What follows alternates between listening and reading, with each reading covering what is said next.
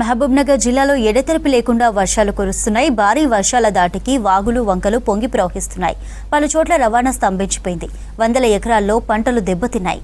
రైతులు తీవ్ర ఆందోళన చెందుతున్నారు. మరోవైపు విద్యార్థులకు కూడా ఇబ్బందులు పడకుండా ముందు జాగ్రత్త చర్యలు తీసుకుంటున్నారు అధికారులు.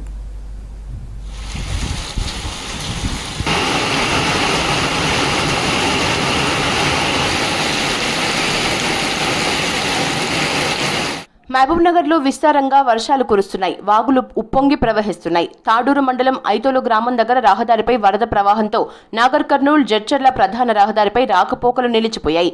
ఐజా సమీపంలోని పెద్దవాగు ఉధృతి పెరగడంతో కర్నూలు రాయచూరు ప్రధాన రహదారిపై రాకపోకలు నిలిచిపోయాయి.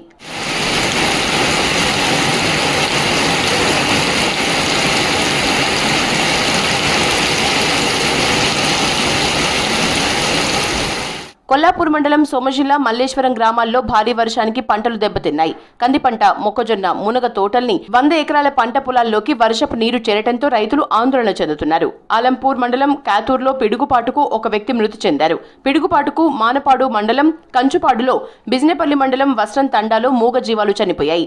10 రోజుల క్యాబ్ తర్వాత జూడాల ప్రాజెక్టుకి మళ్లీ వరద మొదలైంది. 54,000 క్యూసెక్ల ఇన్ఫ్లో వస్తోంది. దీంతో 3 గేట్లను ఎత్తి నీటిని విడుదల చేశారు. జూరాలలో హైడల్ పవర్ జనరేషన్ కొనసాగుతోంది.